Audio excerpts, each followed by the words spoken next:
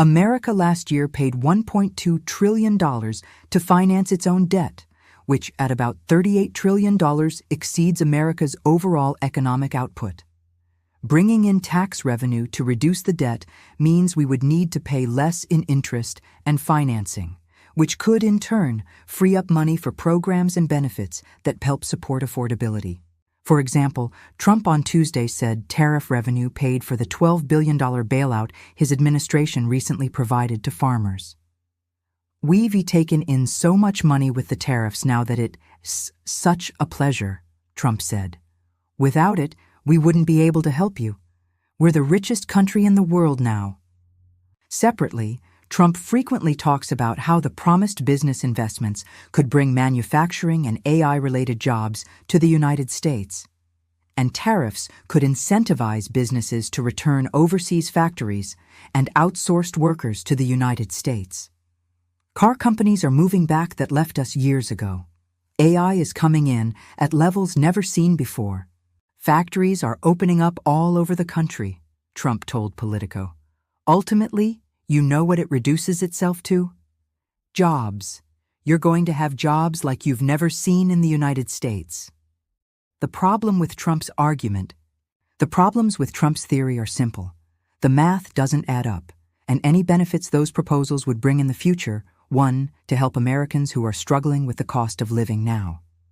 The Trump administration brought in around $200 billion in new tariff revenue this year. That's not nothing, but in a $30 trillion economy, it's a drop in the bucket. It isn't enough to support 2,000 stimulus checks for every American household or eliminate income taxes. It certainly isn't enough to pay down the $38 trillion debt. The investment pledges, though welcome, are just pledges, with no mechanism to enforce them.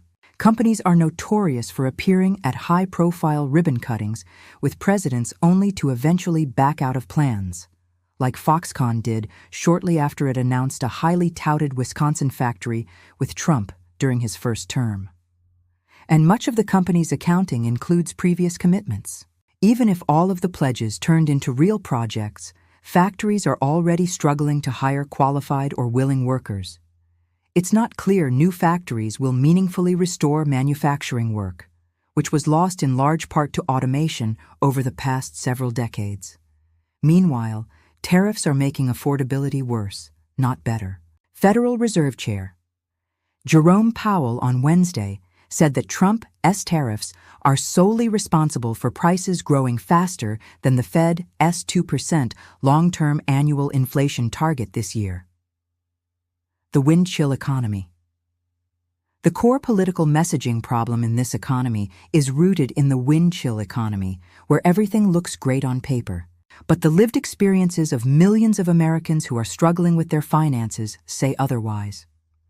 Trump can correctly and truthfully speak about strong overall economic growth and consumer spending, but it won't mean a thing to people if they feel like they can live within their means.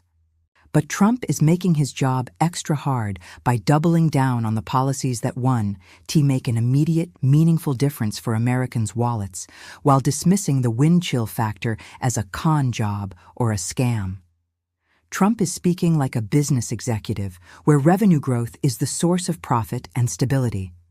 That's definitely important for America's economy, too. But the economy is not a business. The economy is people, and many of them are hurting.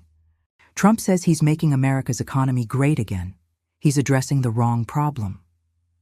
For many people, the economy is a simple equation: paychecks minus expenses. When it feels like our incomes are growing faster than prices, the economy is in good shape. When they're not, it's lousy. President Donald Trump seems to be making an alternative calculation.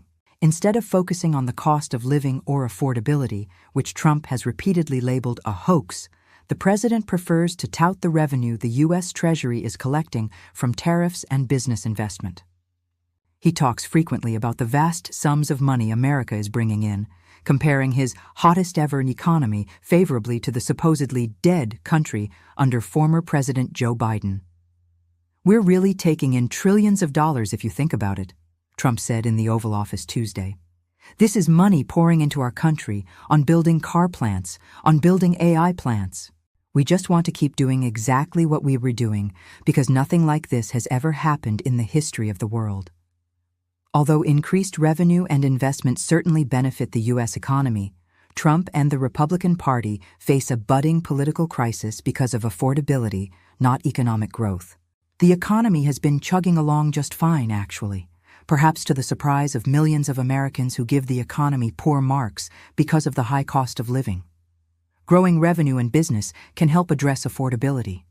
But connecting those dots is tricky, and Trump's "actually, we re-rich" messaging does not appear to be winning over the hearts and minds of fed-up consumers. In this wind-chill economy, where Americans' financial situations feel worse off than they really are, Trump is increasingly talking right past struggling Americans instead of speaking their language.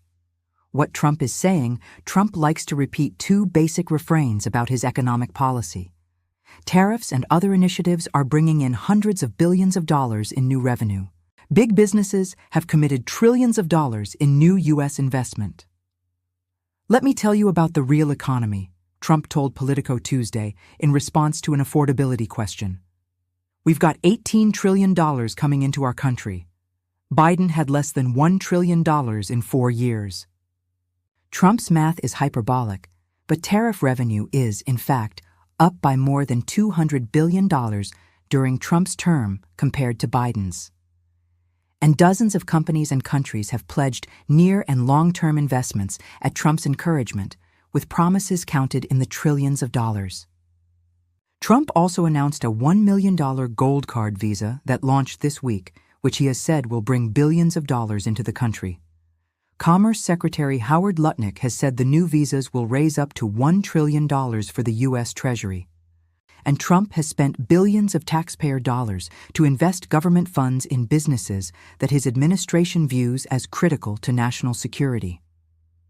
Because of stock market gains, Trump said those investments are already adding millions of dollars to the value of America's investments.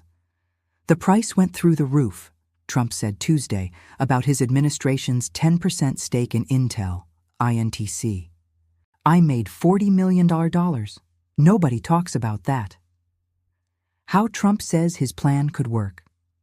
The Trump administration's theory is that actual and promised revenue increases could pay for the president's oft-proposed $2,000 stimulus checks and the expensive tax cut passed earlier this year. Trump has also claimed that tariff revenue can fully replace Americans' income tax burdens. Eventually, the administration has said, tariffs can pay for America's massive debt itself.